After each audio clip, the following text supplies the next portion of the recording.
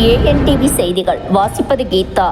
பழங்குடியினர் மற்றும் இருளரின மாணவர்களுக்காக இயங்கும் உண்டு உறைவிட பள்ளி 12ஆம் வகுப்பில் சாதித்து காட்டிய பழங்குடியினர் நலத்துறை பள்ளிகள்.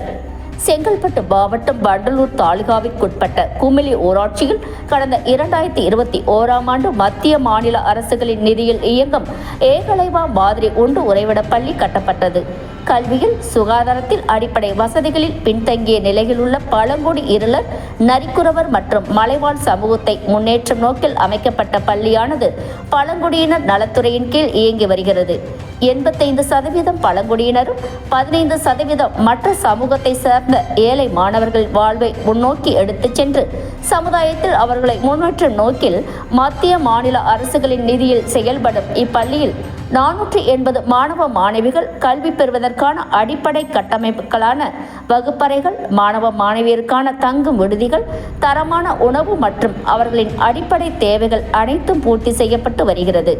தமிழகத்தில் மொத்தம் 8 ஏகலைவா மாதிரி உண்டு உறைவிட பள்ளிகள் செயல்படும் நிலையில் செங்கல்பட்டு மாவட்டத்தில் வண்டலூர் அடுத்த குமிளியில் இயங்கும் இப்பள்ளியில் திருவண்ணாமலை, கடலூர், விழுப்புரம், செஞ்சி உள்ளிட்ட மாவட்டங்களை சார்ந்த மாணவ மாணவிகள் 180 பேர் தற்பொழுது கல்வி பயின்று வருகின்றனர்.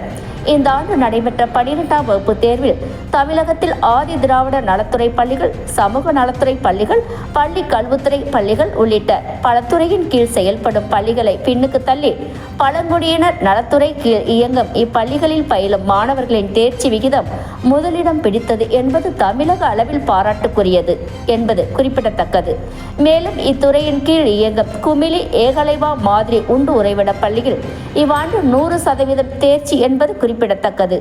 தற்பொழுது குமிளி ஊராட்சியில் பயிலும் 180 மாணவர்களில் 50 பேர் ஒற்றை பெற்றோர் உள்ளவர்களாகவும் 20 பேர் தாய் தந்தை இழந்தவர்களாகவும் உள்ள நிலையில் குடும்பச் சூழல், கல்வியில் பின்தங்கிய மாணவர்களை கொண்டு இவ்வாண்டு முழு தேர்ச்சி சதவீதம் என்பதும், மேலும் தமிழகம் முழுவதும் 300க்கும் மேற்பட்ட பழங்குடி மற்றும் இருளரின மாணவர்கள் இவ்வாண்டு GIT, IIT உள்ளிட்ட உயர்கல்வி நிறுவனங்களில் பயின்று வருவதற்கு பழங்குடியினர் நலத்துறை சிறப்பான பணியினை மேற்கொண்டு வருகிறது. இத்துறையின் செயலாளர் லட்சுமி பிரியா, இயக்குனர் அண்ணாதுரை ஆகியோரின் முன் முயற்சியே காரணம். 480 மாணவ மாணவிகள் பயில்வதற்கான வசதி இருந்தும் இப்பள்ளி குறித்து பழங்குடி மற்றும் இருளர் சமூகத்தை சார்ந்த மக்களுக்கு போதிய விழிப்புணர்வு இல்லாமையால் சேர்க்கை குறைவாக உள்ளதாகவும், இவ்வாண்டு இப்பள்ளியில் மாணவ மாணவியர்களை முழுமையாக சேர்த்து இச்சமூக மாணவர்களின் எதிர்காலத்தை முன்னோக்கி அழைத்துச் செல்ல சமூக ஆர்வலர்கள், தன்னார்வலர்கள், அரசியல் பிரமுகர்கள் உள்ளிட்ட அனைத்து தரப்பு மக்களும் முன்வர வேண்டும் என பள்ளி நிர்வாகம் சார்பில் பள்ளி தலைமை ஆசிரியர் வெங்கடேசன் கேட்டுக்கொண்டார். இந்நிகழ்ச்சியை தொகுத்து வழங்கியவர் ANTV செங்கல்பட்டு மாவட்ட செய்தியாளர் திரு கபீர். உடனுக்குடன் செய்திகளை அறிந்து கொள்ள ANTV சேனல், இது உங்கள் சேனல்.